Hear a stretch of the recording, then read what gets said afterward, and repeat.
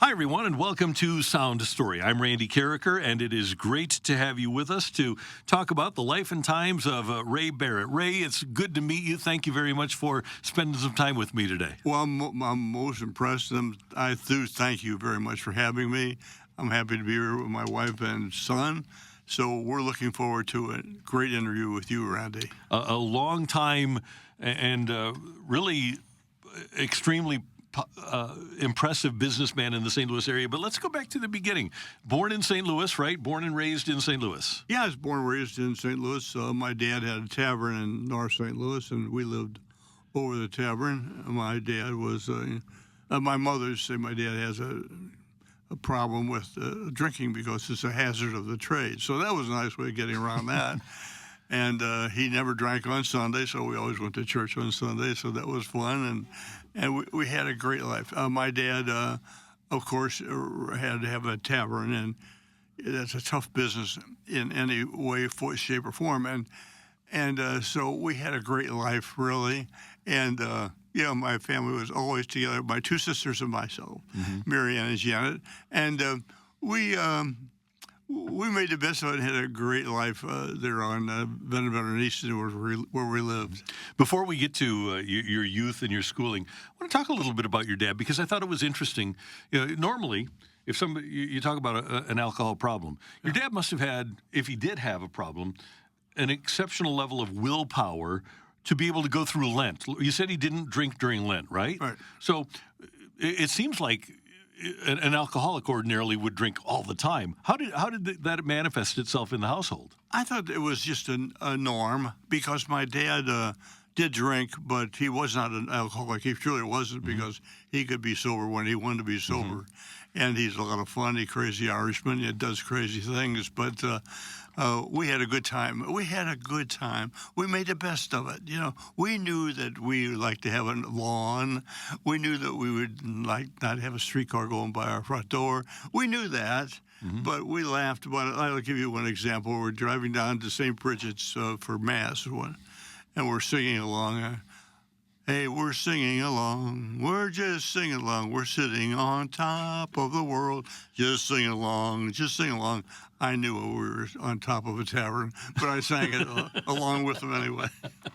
And you were very young when you got involved in the business. How young were you when you got involved in your dad's business? Well, I guess 12. And in those days, the police didn't care if you're 12 years old and you're a bartender. They really didn't care. They come in and have a sandwich or whatever. They're just great people. And so we had I started getting a little more involved, because my dad, they would play cards a lot, and Dad sometimes would not make good decisions if he was drinking too much. So we had a little signal where I'd sit and oversee the game, kind of not oversee it, but stand back and watch. And I would notice when the guy was stacking the deck or something like that, I could kind of signal my dad, But those are just, and we did a lot of bookmaking with horses, and I took a lot of bets over the phone in the tavern. At what age? Is this 12, 13, 14 that you're taking bets? Yeah. It was all right there. And but it was, Dad involved me in everything. My mother, they kept me involved. And so they were just, we were all teammates and laugh about stuff and make mistakes and all the crazy stuff that happens to you, Randy, or anyone else. And when somebody was cheating at cards, did they ever get accused of cheating, or did you just kind of keep that to yourself and your dad? Yeah, that's exactly right. I never confront him and never challenge that, because it's dangerous, my dad told me. And so it was just the idea of just not getting nailed too much of the cross and just take your normal lumps, but try to avoid the lumps that are kind of in your way, so to speak, You went to grade school and high school. What were your grade in high schools that you went to?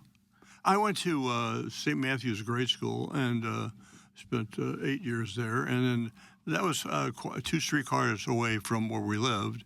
And then I went to DeAndrews High School, which is on Clarence and Carter in North St. Louis. And there, too, we had 2 buses to get there. So it's a little bit of a challenge, but it worked out great. How did that influence you? How did your education influence your life? You know, I like to have an answer for that, but I don't think that had much to do with my life all the way through college. My education came through real life experiences that I came through with being raised in a tavern and taking part-time jobs. And along the way, I worked at Coca-Cola for a while when I was at DeAndrews High School. After school, I worked at the Coke. And every one of those experiences kind of formed my ideas, I guess. But I wish I could say that education played a big part, but I was never the brightest bulb in the lamp, you know. So I always liked the practical stuff. When I was at St. Louis U, one example, I didn't do well there. I had a lot of bad grades, and I remember the one grade I was getting good grades was from a guy who was in marketing class who was teaching with experience. It resonated with me when someone had experience and were telling me something. That rang a bell with me. But if they just became educated just through the system and just moved right on up, and then, you know, now I'm a teacher, I could always sense that. There's an entrepreneurial spirit in me that I can't quickly really define, but, you know, it's there, and it's always seeking reasonable answers. Mm-hmm. So, Ray, you talk about the respect you have for experience. So, like when you got into the military and they asked if anybody had any military experience, even though you didn't, you kind of had military. Well, how did you have military experiences? Right? You drove past? I drove past a VFW hall one day. That was my medical experience, my Military war experience, if you will. And but the fun part of that was it turned out to be a fun experience, and thank God for it. Really, it helped get me. They paid for my education, the Army did, and so I've been a lucky guy, and I like to think of it this way, Randy. I came to a lot of forks in the road throughout my whole life. Somehow, some way, I kind of took, most of the times, I took the right pathway out of that fork in the road. And I can't explain it, but looking back, I was pretty damn lucky. Well, you would say that you were in the right place at the right time a lot? Is that when you took those forks? Let me think. I guess. I don't know how we define that, but I just can think of examples, you know, when I took one road, which I didn't really want to take, but I had to take, but I took it, and it worked out. So stuff like that, and I think of people who were not as lucky as I was. I want you to tell us and everybody who's listening the story about how you became Ray Barnett. Oh, well, that was because of my great war experience. I was a guard. First day I was in Korea. The first day they sent me on guard duty and handed me this big rifle. It was like carrying a bazooka. I mean, and they said, now the Koreans are still sneaking over here, and when they come, you got to stop them. Okay. I've never had a gun in my life. I didn't even shoot a rabbit. So I'm sitting here with this big-ass gun, and I think, oh, my God, I'm scared. And they said, and if you see them, get behind a rock, and so they don't see you, and you won't get shot if a bullet will bounce off the rock. Well, I'm out there the first night, probably about 2 in the morning. I saw the Korean coming across, and I started looking for a rock. I couldn't find a rock. I thought, Christ, I can't find a rock. So I fell down laid on flat on my head. My helmet's on. My glasses are steaming up. Now I can't hardly see anything. So I said, halt, or I'll shoot. I was shaking like a rock, like anything. And my big guy comes along. He said, hold him, Barnett. hold him, Barnett. I said, my name's Barrett. No, I didn't say that. But I was thinking, he doesn't even know my name. So he says, stop. Don't shoot. He comes up. Barrett? Yes, sir. He had my name right at that time. He said, that's the other guard. You're off of duty. Never did guard duty again in my life. So what did you do after that, after you got off guard duty? Oh, I think for a while I was a cook. Always trying to find an easy job, you know. Uh-huh. And then I decided, I heard about the boxing. I thought, oh, my God, these guys, I was a cook. I saw the steaks they were getting and the hamburgers the regular soldiers like I was getting. I thought, hell, how can I do this? I thought, I'm going to be a boxer. And I knew damn well I couldn't box, but I thought, they don't know that yet. And so that's how I became a boxer. And that was a fun experience, really, because these kids, most of them were big kids. They had muscles on them like bowling balls, and I had muscles like a ping pong ball. And so I got in the rings with those guys a few times, sort of sparring and just patting around a little bit. And then when it came time to really start hitting each other, I knew I was in trouble, but I got in the ring and I slammed the guy a couple of times, pretty hard, I thought. And then he slammed one back. He knocked me on my butt. I said, listen, don't ever hit me like that again. Well, they bust out laughing, and all the other boxers heard me say that. You hear what he said? He said, don't ever hit me like that again. They carried me for about 3 or 4 more weeks before I had to get out of the boxing ring. And the other thing, your business career really got started in Korea too, right? In running a store? Well, yes. It's kind of like a PX. PX is kind of like a 7-Eleven. And I was given that responsibility, which was a great job, by the way. And I had a lot of responsibility there and sold a lot of stuff. And I can't say, Randy, that was a trigger to my entrepreneurial feelings. And as you'll get talking with me, entrepreneurial's always kind of messed around in my head. It's always there, you know. And so before we move on to getting back to the States, one other thing about the boxing guys before you left Korea. Tell that story about the Jeep and going to visit the boxing guys. Oh, yeah.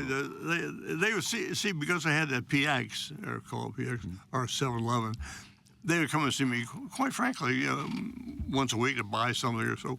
So we stayed friendly, and we stayed together in a certain sense. The boxers come in, always talk to me about the boxing part.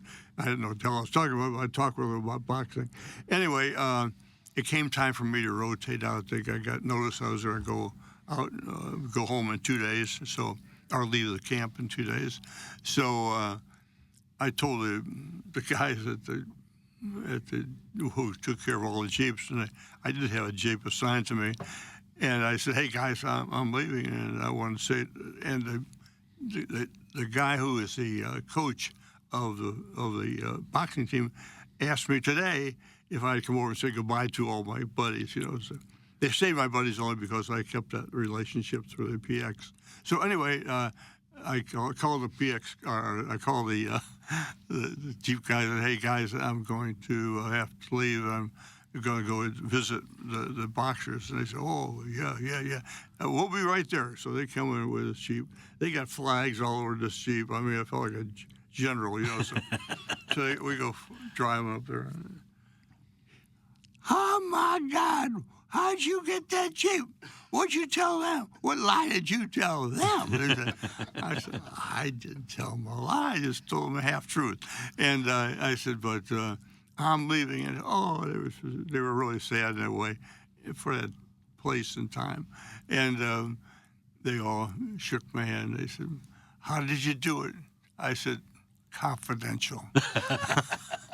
Anyway, they all gave me a big send-off. And then you come back to the States. By the way, you took a ship rather than a plane to come back from Korea? Yes, and I had a plan, you know, trying to get out of that.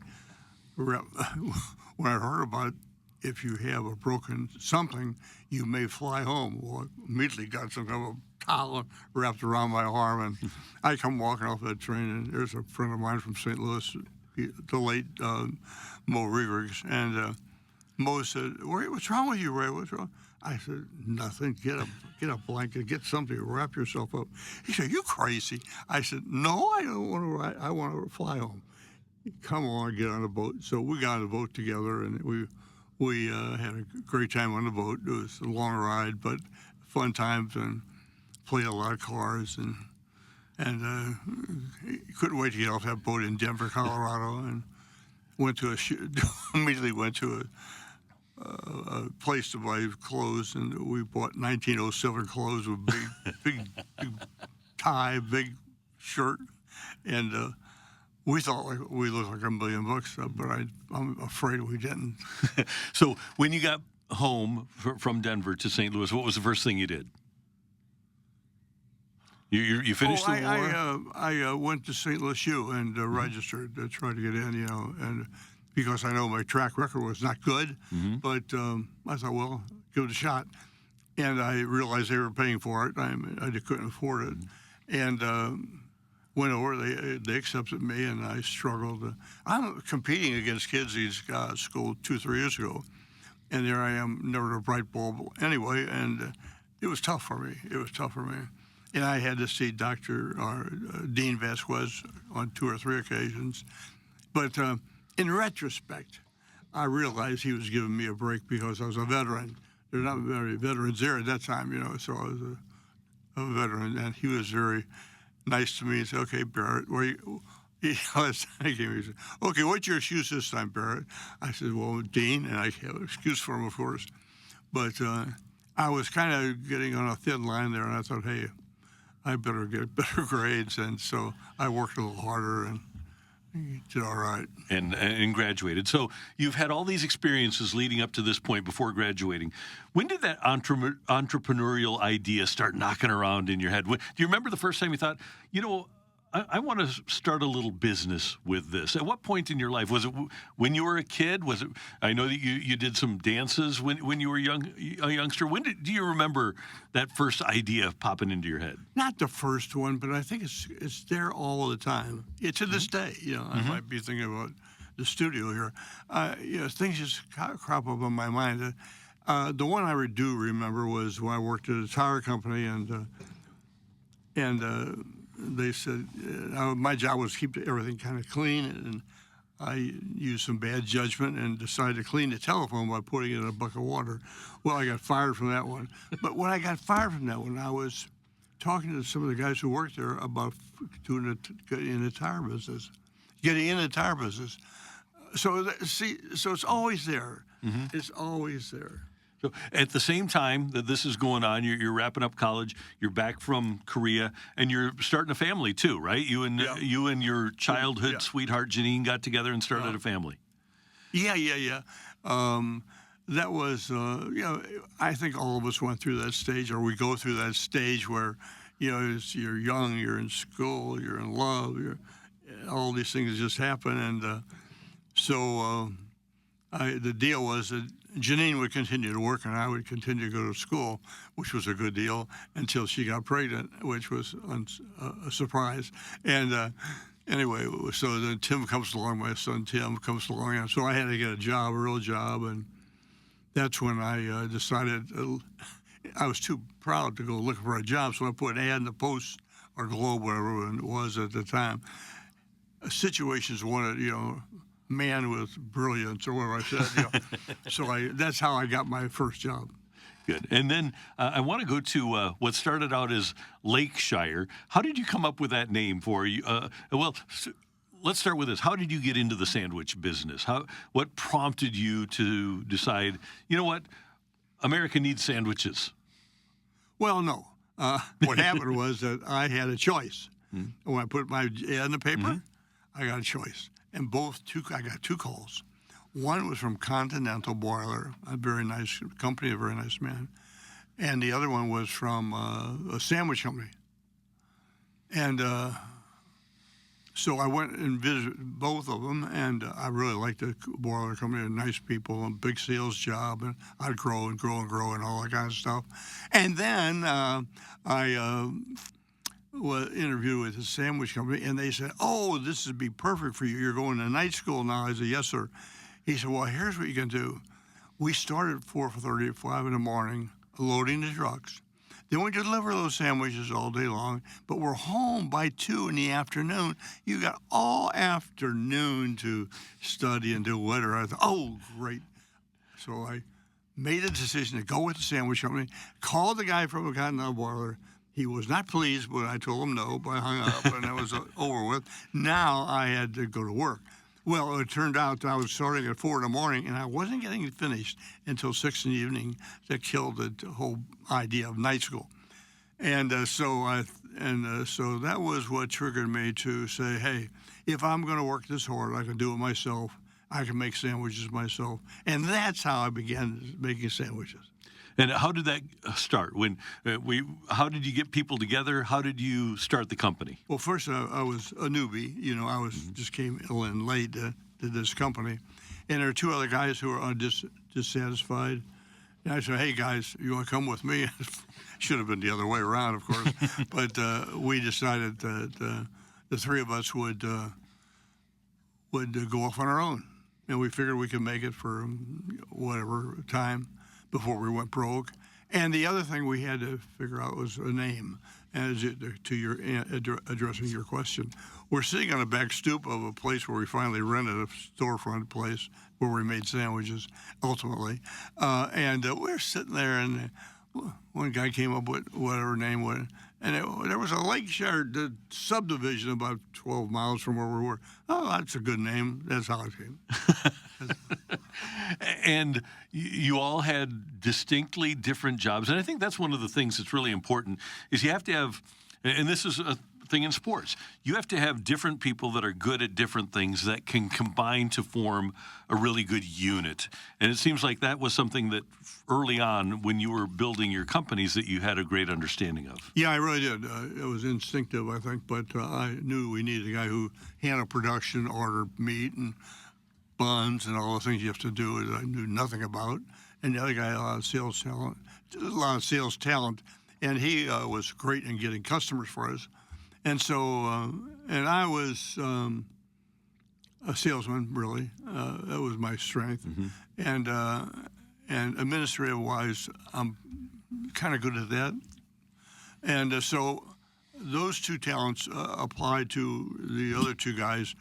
We had a pretty good foundation of what we should have in starting a business.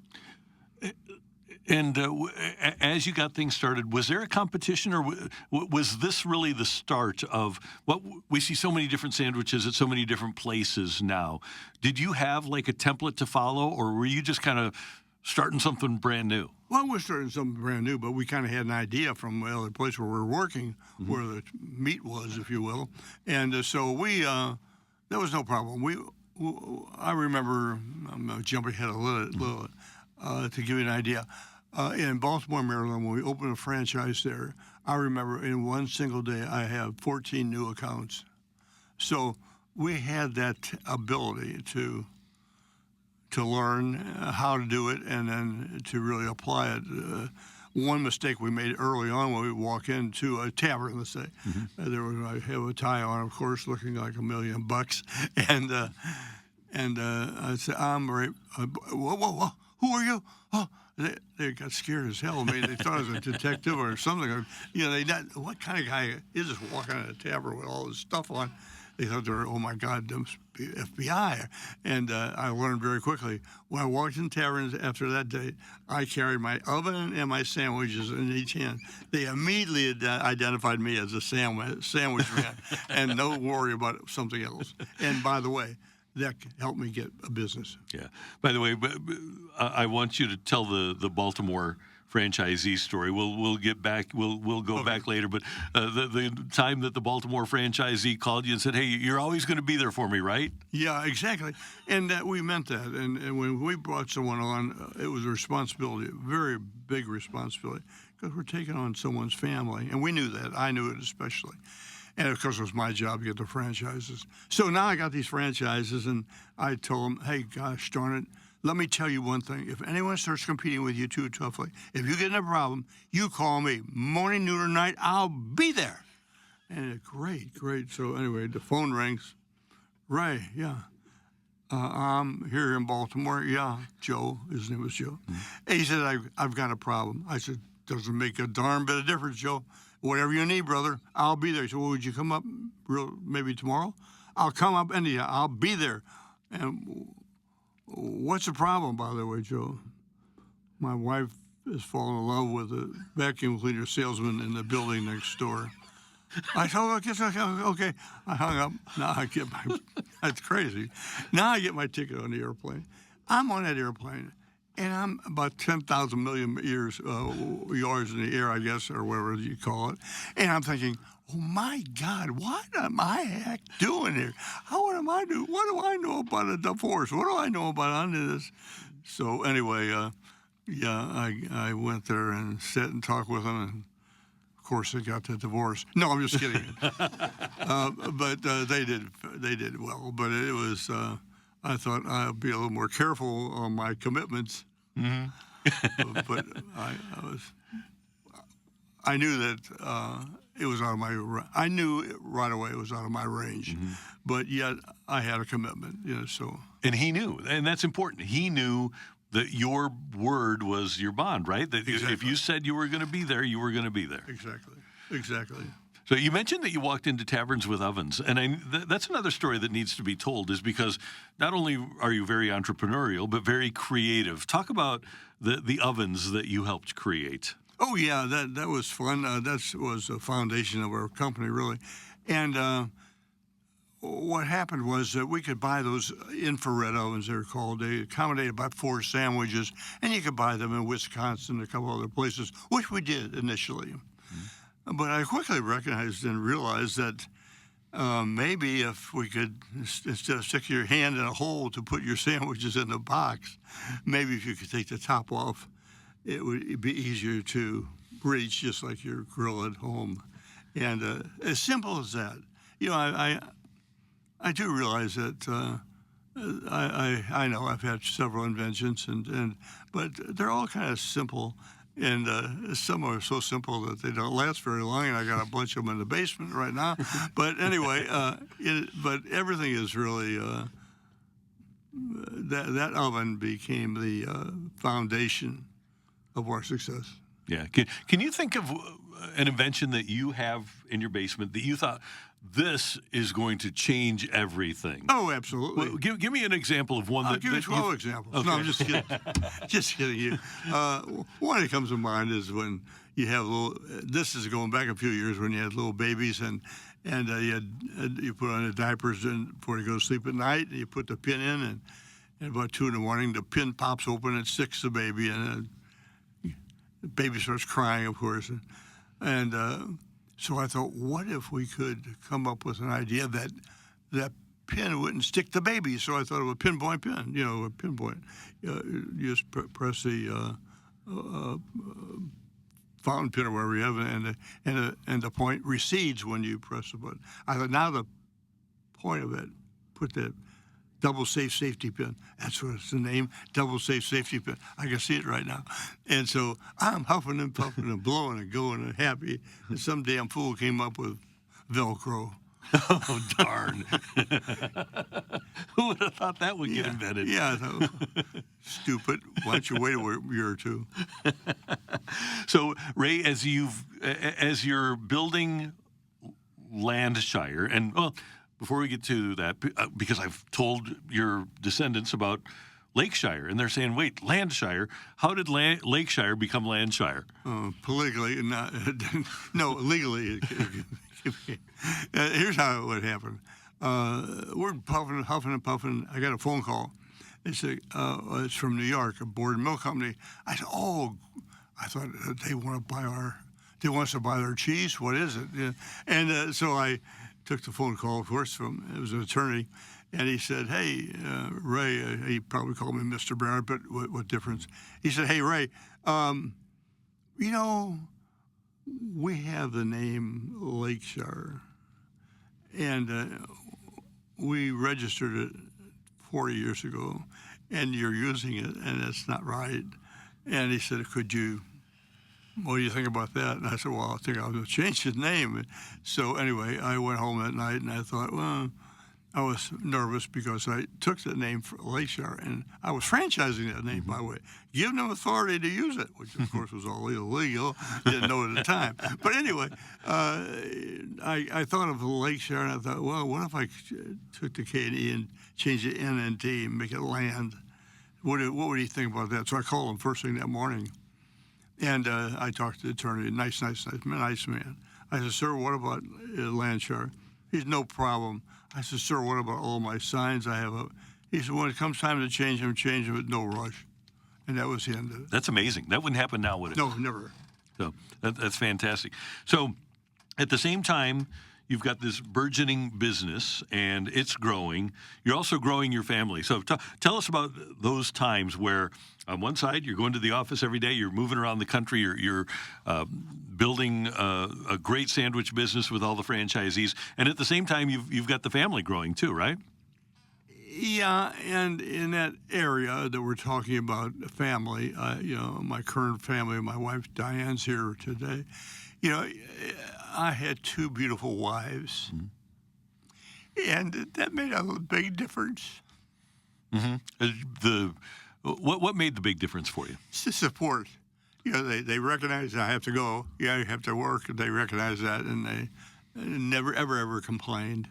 And I always had freewheeling to grow businesses because of my solid foundation at home. And then what about the kids? What was it like for you to have a young family and kids while you've got a baby in your business too? Yeah, well, throughout my entire career and my whole life, my family comes first.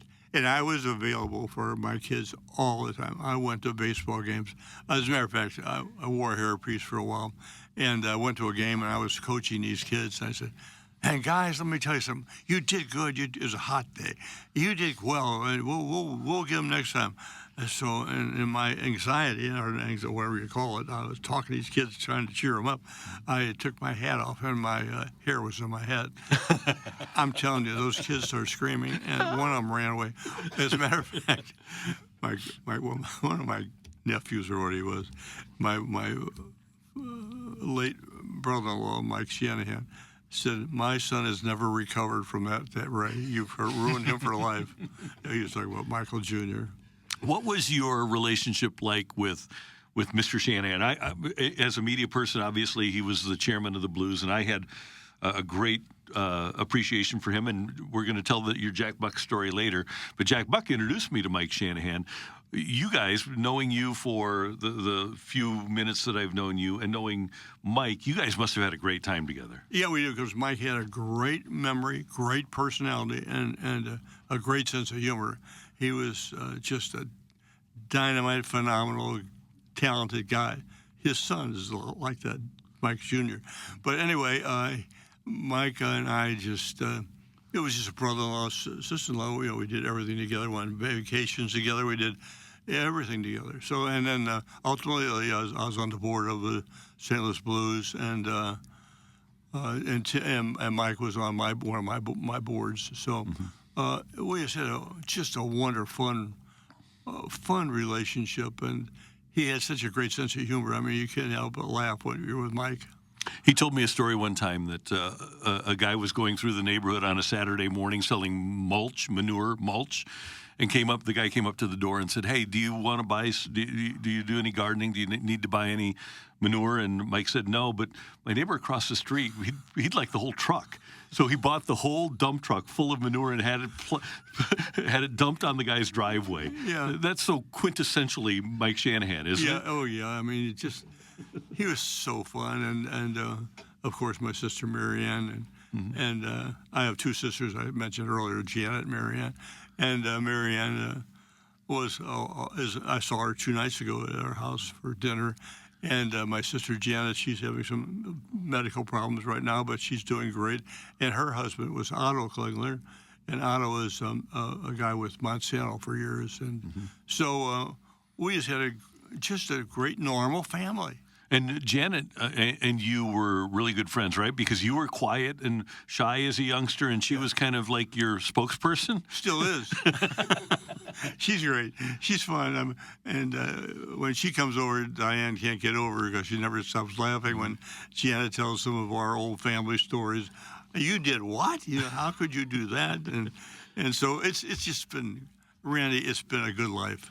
So tell me about you build this beautiful company, and not all of a sudden, but through attrition, you have your two partners leave for good reasons, by the way, and so you're running it. How difficult was it when people came to you and said, you know what, you've got a great company, we'd like to buy it from you? I was always thinking about selling it, and ultimately did, but in retrospect, I may have moved too quickly, actually. I got too frightened. What was happening was when I started, of course, back there in 1969, 1959, you didn't have McDonald's in every corner. You didn't have all these other sandwich places all around. And it was interesting. If you have a tavern was a good customer, if a White Castle would move there within a mile, all of a sudden your business would drop off. So that became a fear factor for me. Also, what was becoming a fear factor was the microwave. I saw that coming down the pike, and I thought, I got a lot of inventory of infrared ovens that might be obsolete anytime. So, it's kind of fun, but you have to keep your eyes open. And what I'm saying to you is maybe I moved a little, got too scared too fast. It's interesting because my thought process was that maybe you had an emotional attachment to the companies. Absolutely none. People come and say, "Oh, your bear. How could you sell your baby?" It's not my baby. It's a place to make money. I always thought of myself in every business I had as just another employee at that business. No one called me Mr. Barrett in any of my businesses. They called me Ray, because I was in my mind, just another player, just all pull on the same rope. That's what we do, and we're gonna make mistakes, but I try to treat every member of our companies as a family member. So, in my life, in my career, firing people, very few people were ever fired in any of my businesses. We said, hey, we all make mistakes. Hey, I put a telephone in a bucket of water. How in the hell can I criticize anybody? Yeah. So you had then long-term employees that you developed relationships with over the years then, right? Yes, we had a great team, guys up and down the road. When people come to work for you or with you, they're given part of their life. And when these guys come join you and they're with you 5, 6, 8, 10 years, you've taken 10, 8, 10, 6 years out of their lives, and they dedicated them to you. Mm-hmm. And so that's why when I am in a company, I always deeply appreciated every single employee. Some of them make mistakes, some of them don't. Some of them do great, some of them do not so great. That's just part of life, and it's a big family is what it is. And if you look at it and treat people that way, they recognize that, and they stay with you. And that's why we had one of the best track records in the United States on medical and also in the food business of retention of people. If your kids and grandkids and great-grandkids, as they listen to this, I want to ask you what makes a great leader, because obviously you've led companies. In your opinion, what makes a great leader? That's a question that's kind of hard, Randy. I only can think of myself. I think why I had success, I won't say great, but I had a good success, is because I treated every member as a family member. And you don't, when your brother or sister makes a mistake, you don't fire them. Mm-hmm. You adjust it, and that's how we looked at business. We always recognize that we all are human. We're all there to make a buck. We're all trying out for our family. So that's how it works. So you mentioned earlier that you didn't get good grades, and you self-deprecatingly you said I wasn't the sharpest pencil in the box. But how does a guy that has that attitude become the owner of Biomedical Systems? Well, yeah, I'm glad you're laughing because I'm laughing at myself. So many crazy things happen, Randy, that I can go into, but I know medical is much more complicated than sandwiches. I know I never knew the medical like I do sandwiches, but I try to hire people who certainly knew more than I did, and what I was able to do, I was very early on, even in biomedical, was to have a culture that was friendly and loving, and family oriented all through the, and so as a leader, I can take credit for doing that. Were you? Did it take time for you to become interested? When you first heard about getting into medical, were you at all intimidated, or did you dive in?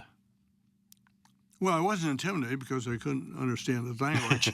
Didn't know what the hell I was doing. But anyway, this company was located next to the sandwich company, and I met these guys. They're good guys, and so one thing led to another, and ultimately I got into the development, help in development, which referred to as Holter monitoring, which means that you're monitoring the heart for 24 hours as a patient is ambulatory.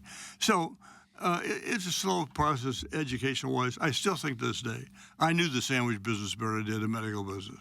Mm-hmm. So, but you learned the medical business. So you mentioned monitoring the heart. There's obviously going to be a market for that forever. People are going to have to monitor their hearts forever. Were you thinking in that regard when you got involved? No, I was thinking, how do you make a buck? I knew this Holter thing is coming down the pike. Pretty neat, pretty revolutionary, really. Developed by Dr. Holter in California. And I could see niches where there could be a profit opportunity in this new Holter thing. I could see plans or business plans that may work out and it could work out and seem to have a lot of foundation, and that's exactly how it developed. Okay. By the way, I neglected, I promised that we would get to the Jack Buck story. You had a jingle for one of your companies, and you bought airtime on KMOX on a Saturday morning. Take it from there. Okay, I had all the kids and my wife and everyone standing by the radio. I had my own ideas on what should be a song, and I even had an idea of running a television backwards to see if I could get some attention that way. I did that. They wouldn't run it a second time. But anyway, now we're here at Jack Buck, and here he is. We're singing the song, and I'm going to sing it to you. Good. I likey Nike, you likey Nike, but Mom likey Nike the most. It's a real mom saver, saving moms from coast to coast. It has salami and bologna and ham and cheese on a home-baked French roll that's sure to please. I likey Nike, you likey Nike, but Mom likey Nike the most. It's a real mom saver. I'm laughing. Saving moms from coast to coast. Oh, how dumb was I? But anyway, it ended, and Jack Buck said, that's the last time I'll ever play that. That's the worst song I ever heard in my life, and I'll never play it again. And that was the end of that one. So if that happened now, if I would be on the radio and say that, I would get stormed by the general manager and the salesperson and the sales rep. Did anybody call you after that, after Jack said that, or did you call them? What was the communication like after that? No, I kind of got the idea from Jack Buck. They were hang that one up. That was about the end of it. No one else called me. So, and what other advertising did you do for this? You don't have to advertise when you're doing heart monitors and things like that, but was advertising a big part of what you did with Landshire?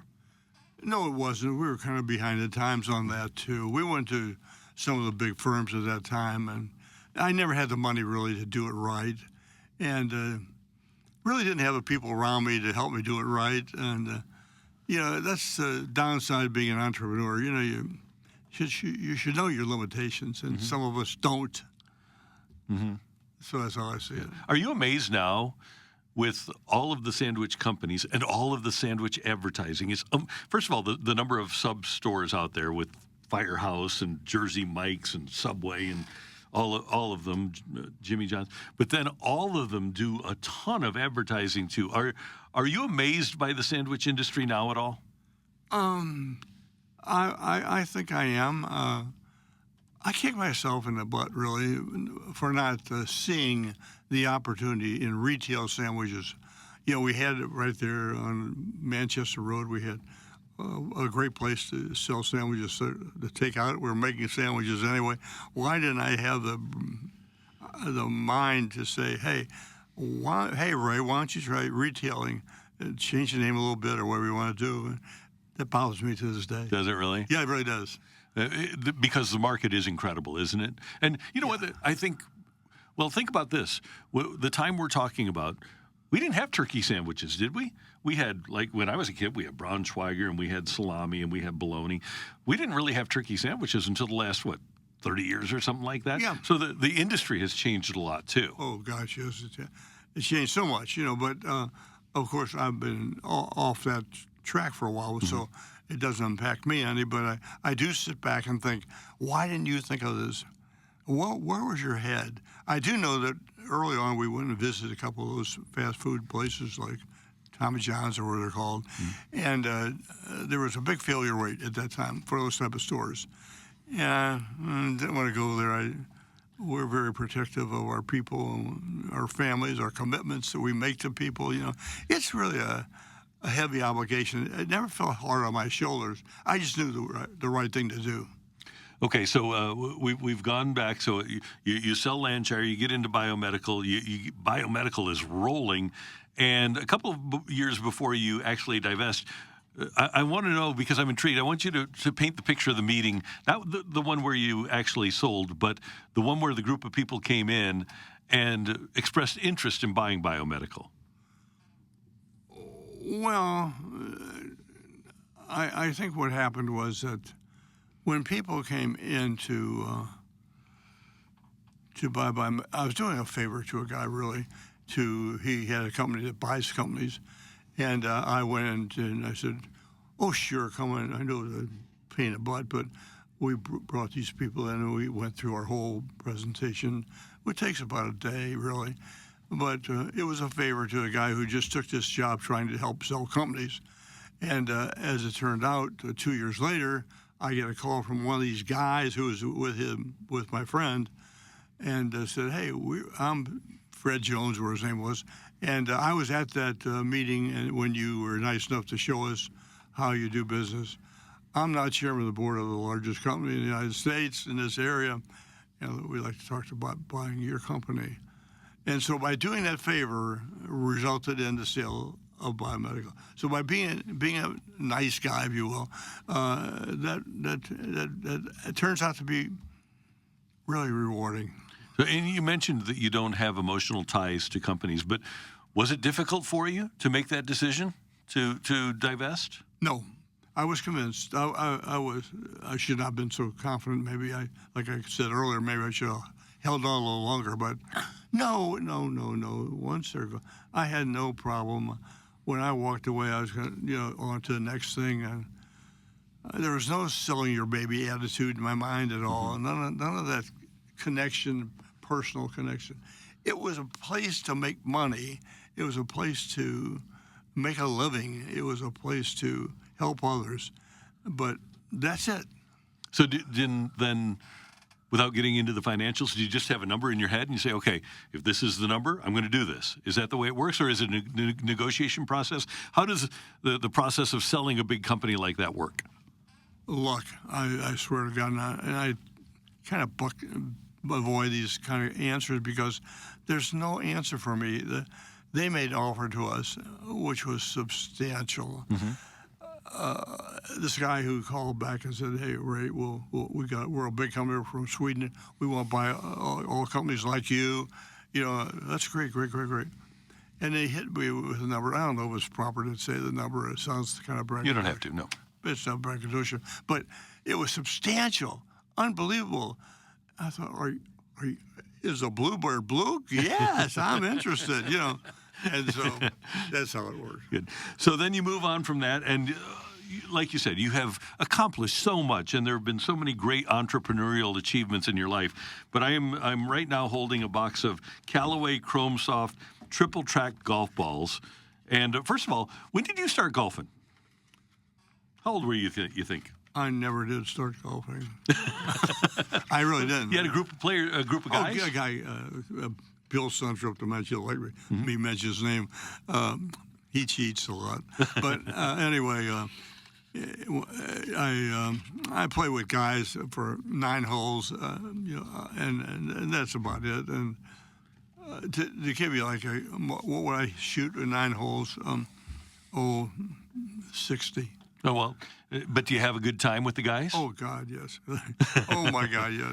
They were just a wonderful group of guys. So how did you come up with the idea of the triple track golf ball? Well, triple track was I was playing it at my office, which was true. My son's crazy. They said, "Dad, go to work. Stop doing this." But anyway, I was in my office with this ball, and I thought, when the 3 guys I hit with, swing as hard as you can. The ball goes about 100 yards, and the first thing it says, "Where'd it go? Where did it go?" and it's about 40 feet in front of you, Ray. That's where it went. But I didn't see it, and so I thought, I went to my wife, Diane, and I said, she's an interior designer. She said, "Hey, Ray." I said, "Hey, Diane, what do we see best?" She said, "Red, blue, green." So I put 3 stripes on the ball. And my idea was, once you hit that ball will spin. That red will come through. That blue will come through. My God, I will see it a lot easier. So I went home, and Diane went up and got some markers for me to put on the ball. And I said, "Okay, Diane." So I put those lines on the ball. You can't see? "Yeah, they're okay, Ray." So I said, "Okay, now I'm ready." So I called the guy. I said, "Hey, guys, I'm ready. I'm coming out. I'll see the ball again." And so we went out, and I got up there, set the ball up, got my big driver up, smacked that thing another 100 yards or whatever. And the first thing I said, "Where'd it go?" It didn't work. But it did work like crazy, accidentally, as a putting aid. Mm-hmm. It worked like crazy. We play whoever has the most putts in 9 holes buys lunch. I'm not buying lunch anymore. They're going crazy. So I got the guys. They all began to let me paint the balls for them. And then I took that to Jim Holcreeve, a great golfer from the St. Louis area. And Jay Randolph, as a matter of fact, is one who introduced me to. I asked Jay to help me, and Jay said, "Hey, Ray, my legs are shot. I just can't do anything." So he gave me Jim Holcreeve, and Jimmy went to, was a good friend of Chip Brewer, the president of Callaway, and that's how it developed. That's amazing. And now it's become a necessity, and everybody's got their own little idea of triple track or track to help with putting. Yeah, and my new one, which I gave you, a dozen of them, are called Pinpoint, and it's another design that we have patents on. We have science that shows they're very effective. And but the bottom line is we have not found a buyer at this moment. Okay. By the way, if people that are listening to this and watching this, descendants of Ray Barrett, if you aren't aware of it, one piece of advice you have for them is to get patents on things that they think of, right?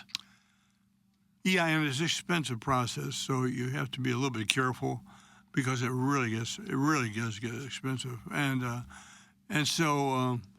If it's you bring it to your attorney and say, "Hey, should I pursue this?" They'll give you good advice, and if they feel you should go ahead and apply for patents, that's good, but it's also expensive. But it's something that just don't jump into. Okay, Ray, tell me about your kids. Tell me about your families.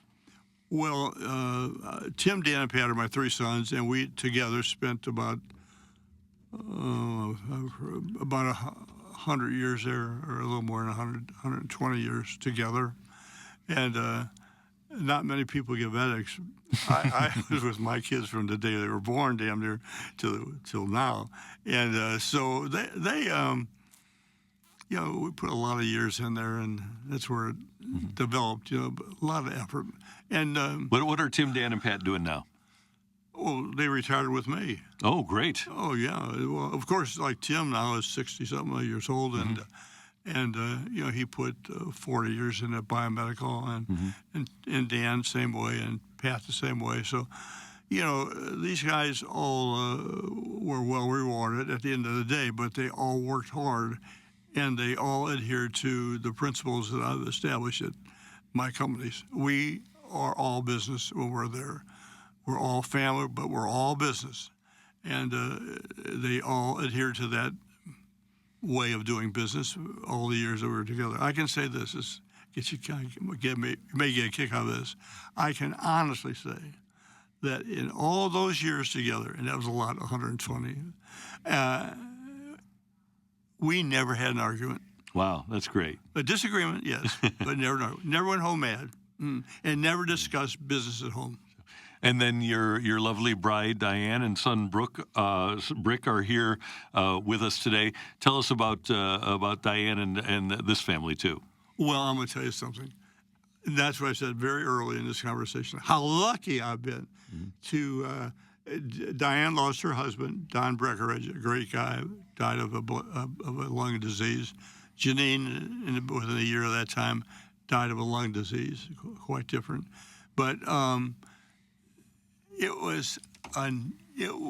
could not have imagined in the life of me, and I didn't think much about it, by the way, but that this family would be my family.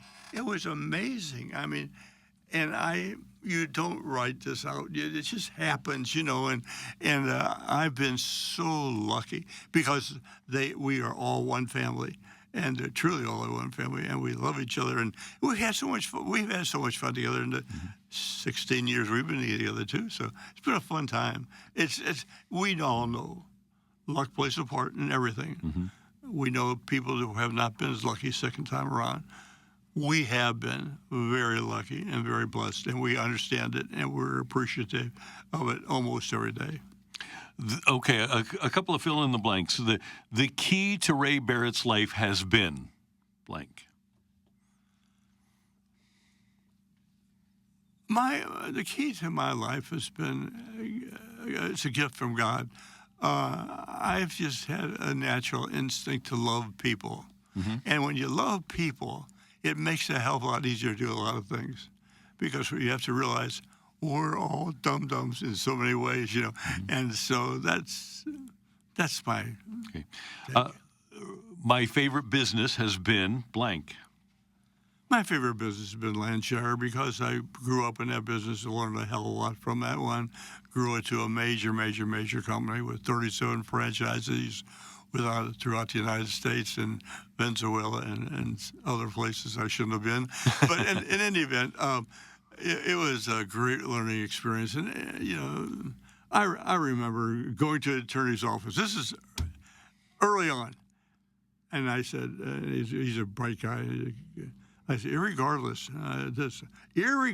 Paul, irregardless. He said, stop, Ray. You're hurting my ears.